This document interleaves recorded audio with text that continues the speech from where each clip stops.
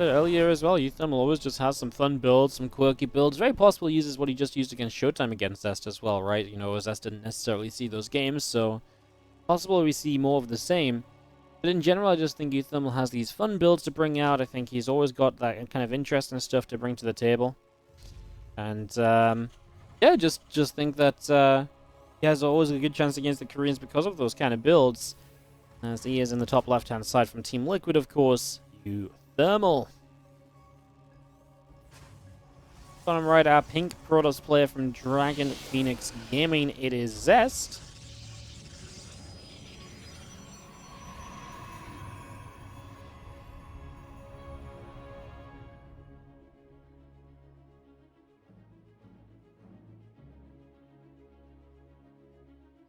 Probe is heading across to the upper left-hand side of the map, so away we go.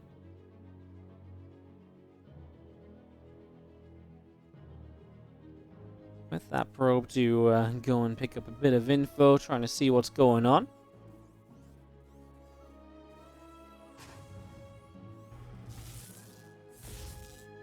uThermal already playing these mind games that we saw against Showtime, that second depot in the wall off early, making so Zest can't scout. I mean, this is light shit. I actually would not be surprised if he really did just go for the exact same kind of build, you know?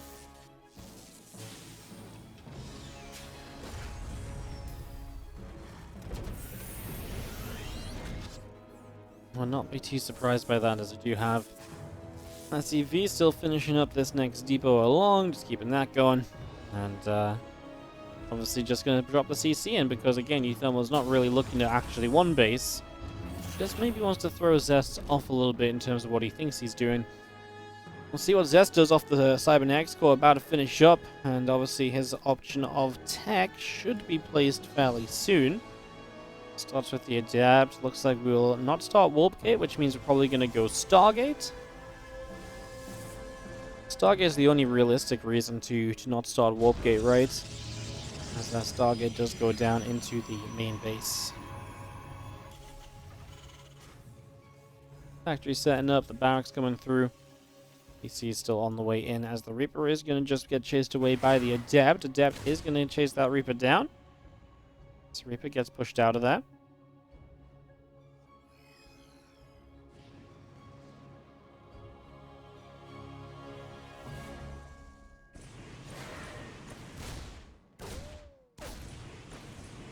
We hop up, and that is just going to be this couple of Adepts continue to chase the Reaper. One Reaper takes a shot already. And you're going to be seeing our Stargate finishing. Now, Reaper obviously got to jump up, so he sees the Stargate, so he knows what he's playing against here. I don't know if that changes his plan necessarily from what he's already doing. I would imagine not really, right? I don't think there's really much need to change the plan from how things are already set up.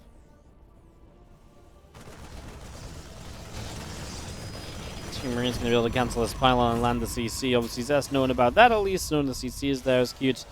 There's a nice little rescout of the Reaper. Sees the Adept count and also sees that it's an Oracle initially. And we're then going to move into a Phoenix. Okay, actually, we are going to go into the Reactor here from uThermal. So he's going to go Reactor, then he can go into double Medevac. I actually don't know how much I like this for Zest right now, because the Phoenix is really something I don't see helping very much against this Marine drop or anything.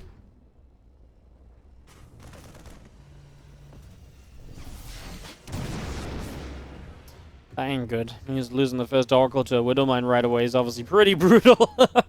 That's really bad, actually, because now it's one less unit that might be able to slow this down or anything. So Zest is actually in a lot of trouble. He starts a Void Ray. The thing is, how much does a Void Ray really help here either? I mean, maybe it can help take down a Medevac quickly. It's a little bit tankier, yes, but I'm not sure a Void Ray is going to make the difference against stimmed freaking Marines. Yeah, this is not really looking to be very good at all for Zest. I think he's in a bit of trouble, guys. I mean, the Phoenix is something he cancel at least, so he goes Void Ray instead, but now he'll start a second Void Ray. Oh, you're kidding me, man. Zest, this ain't it. This is not going to do it. I mean, I don't necessarily disagree, because I think you got to do something, but, like, this is just not going to get the job done at the end of the day. I'm sorry, guys. I think Zest is in some serious trouble. There's a couple of Adepts trying to boost through. I was just going to see our Medevacs will continue to move out down to the bottom right-hand side. So here we go, a double drop. I like that he's going glaives. I actually think that is one of the best things you can do to fight against what is going to be a heavy marine count. That's actually not a bad idea at all if you can live that long. uThermal going to show up into this main base. The couple of Void Rays are not in position, so the unload is going to happen. Well, that's the first pylon that will just die, of course. Now he's not going to kill it, actually, because he stims for the Void Rays as they move up. Well, obviously, you don't kill the pylon if you can just win the game. Zest is going to type out GG. There is not really much other option, as uThermal takes the first game of the TVP, and Zest, who's through. So yeah, it's funny, but it really is just the fact that it's the unscoutability of it because of the wall-off that makes it viable. I love that about it, to be fair. And like I say, it's such a bait because it is that idea of like you're drawing the Protoss into playing a Stargate because that's safe against most things that would be one base focused, etc. There's just so much of a mind game built into it. And of course, the follow-up, as uThermal's bottom left and Zesta's top right, the follow-up to that is that yeah, if they go Stargate, it's just super good against Stargate. This is actually genuinely a good response from Zest, though. He says, I'm not going to let you do this all series long. I'm going to scout with my first probe super early in the game. So Zest is just not going to let himself be caught off guard. And now uThermal's plan will have to just be a normal expansion. Doesn't make sense to do anything quirky or weird when the probe is in your main base, seeing everything. Or you just drop double gas, I guess. I wonder if that's part of a mind game too and he'll actually use it or not.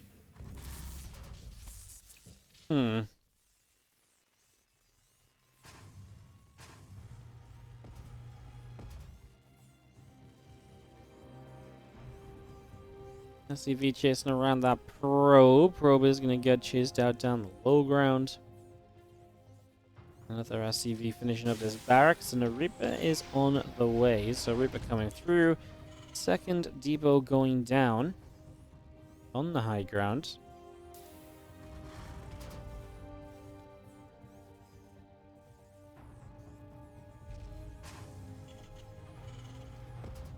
I'm surprised that pros who are much better just don't scout early. It almost guarantees them a win if they scout super early.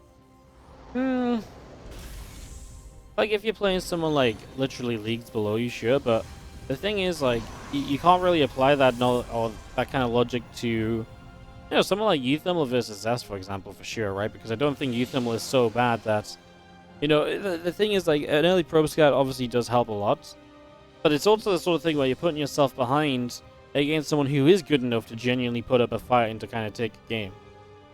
So yeah, no, I mean, it depends on the difference. There's obviously a point where I think, yeah, sure, but... The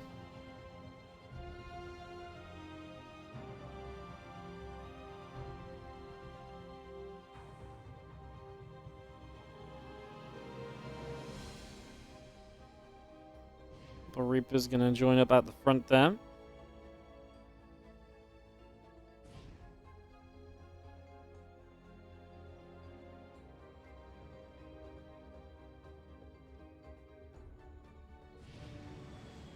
Let's see what happens as our Reapers and Hellion move across to the other side of the map.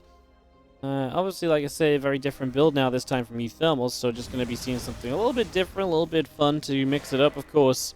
From that point of view, we just watched him play similar builds a couple times in a row against Showtime, now starts the series against Zest with it. That Hellion is going to go down, though, so the Hellion falls, the Reaper taking a few shots of damage. The two Adepts still trying to chase those Reapers down. One more Adept pops out. Is going to get that Reaper. The other Reaper around. Nice scout at least, right? You're full of information here following this up, so you at least know what is 100% coming your way in the near future. As the Phoenix does start to make its way out as well. This Oracle still heading across down towards the bottom left of the map.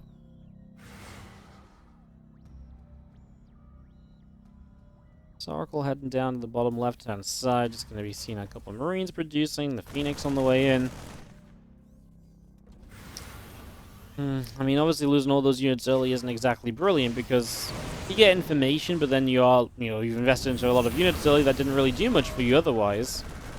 It's the sort of thing where you could have maybe got this information with one Reaper. A few units putting the pressure on from Zest, but they won't do much. Delays to the bunker. That's about it. uThermal gonna go Raven. I always feel like Raven's a very weird choice against the Stargate, because the Stargate so often leads into Phoenix, and obviously Phoenix are really good against a Raven because, well, let's face it, you're essentially just kind of running... you're essentially just kind of running, into units which are, designed to kill a Raven. They just do so much damage. Ravens are very hard to keep alive against Phoenix. I just don't quite get the Raven here. If you'd seen it like a Twilight Council or whatever, sure, but I feel like with the Scout he had, the Raven makes so much less sense. So yeah, kind of intrigued about that.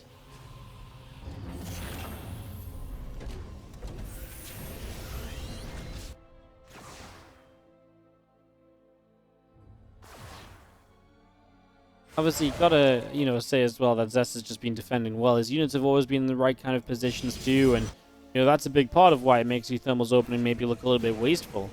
It's like, well, why did you build all that just to scout? Well, it's because Zest made it so all he could get out of it was a scout. So that's something, another way to look at this for sure. So I'm just gonna get rid of a few of those Marines. Just picking those off, and those Phoenix will have to back it up a little bit. Just gonna go out to the edge here now. Twilight Council is building somewhere amongst all this. There it is, actually over here. It's not amongst all this. I lied. Which is actually a good thing, by the way, because something we don't say all the time, but it is always worth repeating every now and again. Building your tech on the edge of a base is just asking for it to be killed by a drop. At least if you build your tech here, the drop has to commit much further in to kill it. The drop at least has to be here to fight this, Twilight, whereas being over here, it'd be way safer and more easy to get away. So it just makes the Twilight less of a target against drops. Always nice to build your, expendable gateways on the outside and your more necessary infrastructure, your tech structures on the inside. Something we like to bring up every now and again, because it is something that some people don't think about, and then you're like, wait a sec, yeah, that's my Robo-Bay keeps dying. Someone actually did this once. They mentioned this in the cast, and then in the chat they were like, wow, I've always wondered why my Robo-Bay gets sniped so much more than everyone else's, and I literally just build on the edge of my base. I was like, that would be why. Like, Wardy, you're a genius. I'm like, I'm literally just repeating what someone told me 5, 6, 7 years ago. That's all it is, guys. We're good. Regurgitating information. Hey, okay, let's see what happens next, though, with the Temple Archives already coming through. So Temple Archives coming up, charge and +1. Also coming into play here as well. So both of those upgrades will be finishing. There's a little bit of bile moving out over to the left-hand side. Let's see, Phoenix coming in to grab a Marine. A couple of shots going off on a medevac there as we do make our way over to the top of the map at the moment.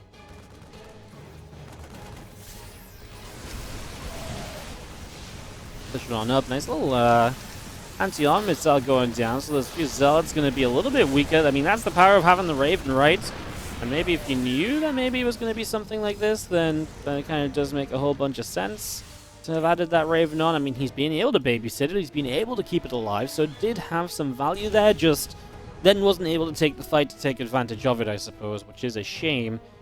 uThermal is just 2 base in it, guys, still 2 base at this stage, and he is obviously set up for that with the 5 racks as well. He forgot to pull these SCVs, though, and that might just delay him a little bit as he goes for this all-in push, so as uThermal sets up to be completely all-in, Zest, well, I'm going to hang around towards the side just a little bit with those Phoenix. Knows this is coming.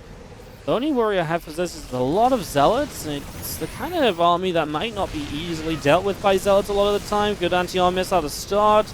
Doesn't hit everything, though. More SCVs trying to get in the front. Widow Mines go off on the Phoenix, but actually good splits to make sure the Widow Mines don't splash onto your own units.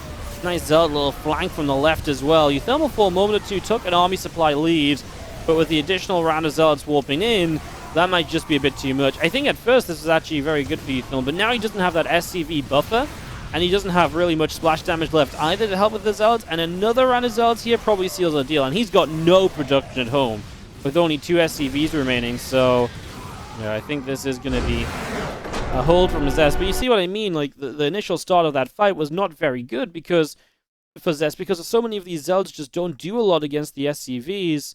There's a good split against the Widow Mines too, just not quite enough for uThermal. He did a lot of things right in that fight, but yeah, Zest just obviously had the economy to rebuild and go again. If we can keep that up as we start in the top right corner of the map with the blue Terran player from Team Liquid. This is uThermal. Up against the red Protoss in the bottom left corner from Dragon Phoenix Gaming, Zest. Zest wins this 4-0, first in the group. He might already be first in the group even if he loses here. He would be 3-1. No one else can go 4-0. He'd be 3-1. I think he'd be 3-1. He went 2-0 in every matchup, and the one he lost, he would be like one map win anyways. So I think Zest is already guaranteed first, no matter what. So actually, I think for Zest, actually maybe not the most important, but always good to kind of display a bit of dominance. And when these guys were playing as well, you don't necessarily know that either, right? Because he doesn't necessarily know the other results in the group. So you don't necessarily know, like, hey, I can slack off a bit and get second, and be okay, right? He doesn't necessarily know that someone else isn't just going to go 4-0, that uThermal isn't going to go 4-0, for example, so...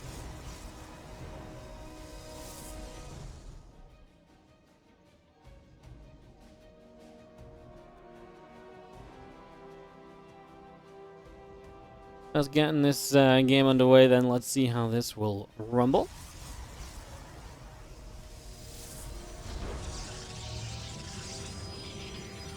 I'm getting a Reaper on the way out. Cybercore building from Zest. Obviously, again, this early probe, making sure that uThermal can't do anything too sneaky that Zest doesn't know about. So, Zest, again, just adapting to what he saw earlier and, kind of making... doing things that make a lot of sense, I think, is fair to say. Just making sure, because, what he really struggled with in the first game was not knowing what was happening, even from the very get-go. So, being able to fix that definitely helps out a whole bunch and definitely goes a long, long way to help. We see an additional racks coming up. That is going to mean that it's a 2-rack setup, at least here initially. Do we factory now, or do we go for a 3rd racks? Typically, 3 racks come down all together. Like, the 2nd and 3rd racks come down together when you 3 racks. Takes a gas, so it would seem as though this is going to be a factory. And maybe this is just going to be a 2-on-1 without the initial kind of, craziness of the wall off and all of that kind of stuff. So I would say that that's where we are heading into here in a moment.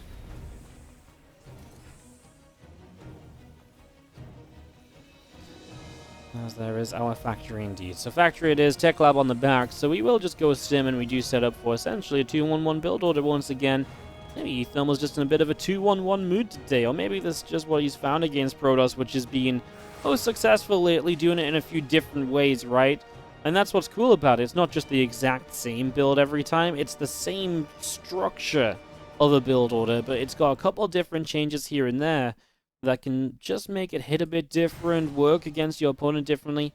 He is going up against Blink this time, though, so fighting against a Blink opener, in theory, that should be much better than the Stargate opening against this. We'll see if Zest can indeed find good value. With Blink Stalkers, as already the 2 Adepts are looking for a little bit more pressure, a bit more damage. We see already 1 Marine going down, a 2nd Marine going to full. And these few Marines just going to continue through as the Adepts get chased down to the low ground. So an Adept chased out to the low ground there. We do see the Blink just building up on the Twilight Council as well. And our Gateway on the front of the Natural. Going to be finishing too, as that is going to start morphing into a Warp Gate.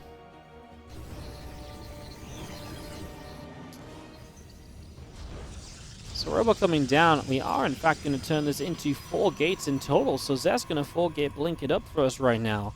That actually is does not really bode well for uThermal, because it means there's a lot of warp-ins potentially there to defend against his aggression. And if there's a lot of potential warp-ins, obviously that means that you're in generally a bit of, there's just going to be an easier defense, right, for the Protoss player as that Widowmine gets shot down. uThermal, this is the other variation of that build where he builds a Hellion, he builds those Marauders early. I mean, this definitely should fare better against the Stalkers, at least because you're building Marauders. Means he's only building 1 Medivac, though, as well. So you are cutting down on the healing potential, while you will obviously up the Marauder count and try and use that in your favor.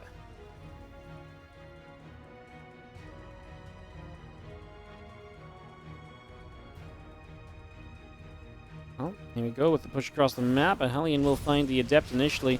I feel like the couple of Hellions are really cute because they don't do a lot, but they, if you're just in a situation of you may as well build some units. Not a bad thing to have. Great snipe on the Prism as it just got a little bit out of the way. Out of the way of the Stalkers, those are the words I'm looking for.